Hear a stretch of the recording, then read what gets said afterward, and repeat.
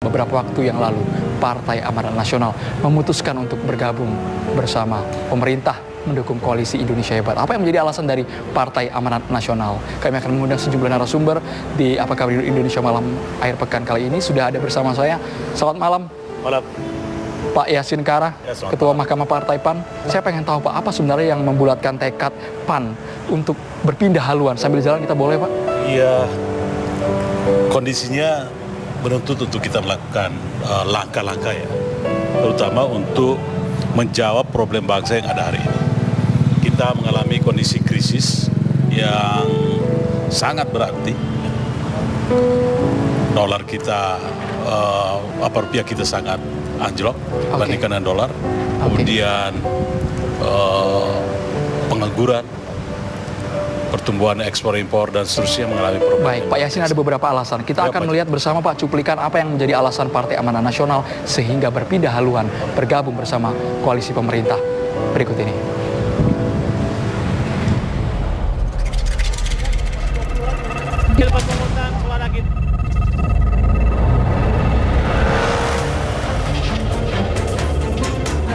Perubahan sikap dan afiliasi politik Partai Amanat Nasional dengan meninggalkan koalisi Merah Putih dan bergabung ke pemerintah memantik berbagai pandangan. Pasalnya perpindahan dukungan ini sebelumnya tanpa dikomunikasikan terlebih dulu dengan koalisi Merah Putih. Langkah PAN untuk mendukung pemerintahan Jokowi JK sendiri memang tidak terlepas dari pertemuan Presiden Joko Widodo dengan Ketua Umum PAN Zulkifli Hasan beberapa hari yang lalu.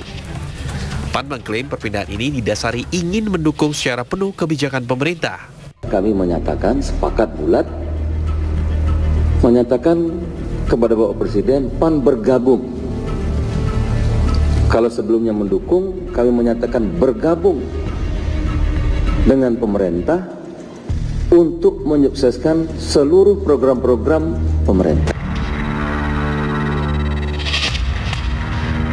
Perpindahan haluan politik PAN sendiri semakin menegaskan bahwa partai politik Indonesia cenderung pragmatis.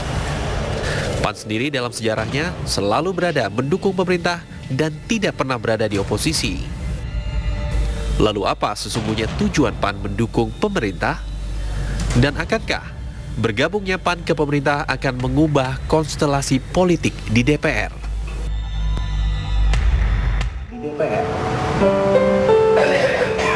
Pak Yasin melanjutkan dialog kita tadi bahwa Pak Yasin mengemukakan PAN harus berpindah karena ada kondisi yang memaksakan partai ini harus mendukung pemerintah. Momentumnya saat ini. Ya betul, karena saya kira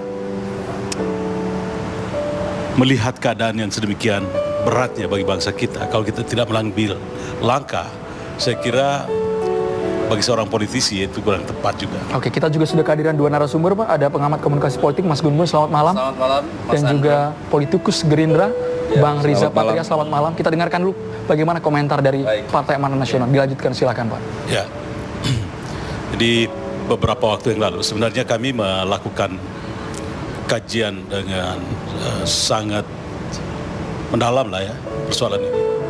Bukan hanya sebulan 2 bulan, tetapi cukup lama untuk melihat bagaimana sebenarnya kita harus bersikap ke depan berkaitan dengan kondisi bangsa ini yang terus-menerus berubah.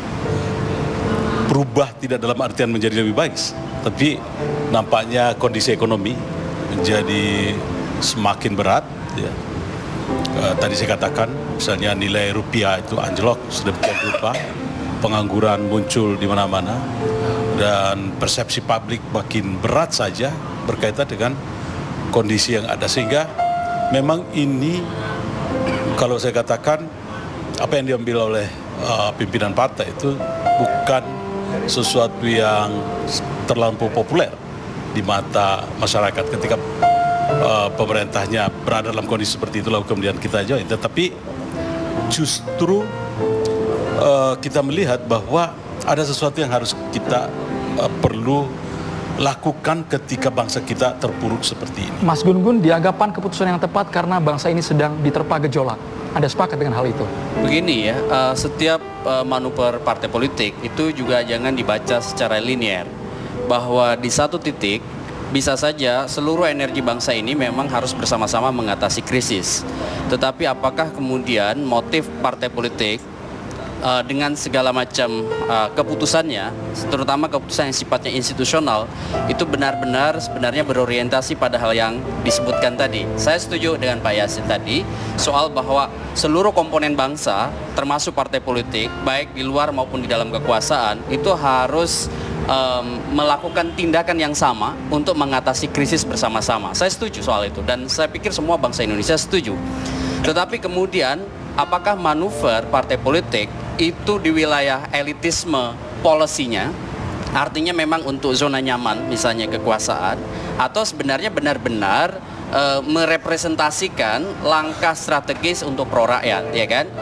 Makanya kemudian kita harus membacanya secara jauh lebih kritis. Misalnya, pertama bagaimana konstelasinya.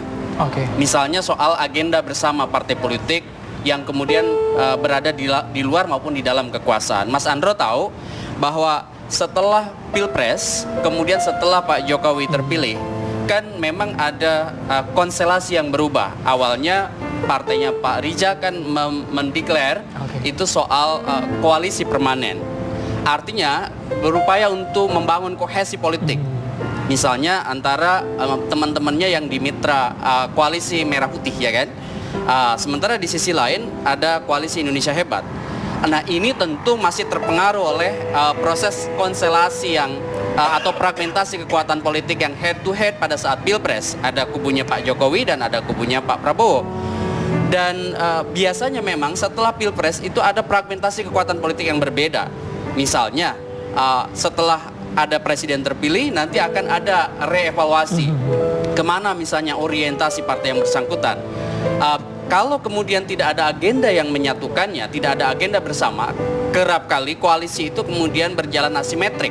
Asimetrik itu kurang lebih kalau perspektif akademik tidak terlalu jelas siapa kawan dan lawan.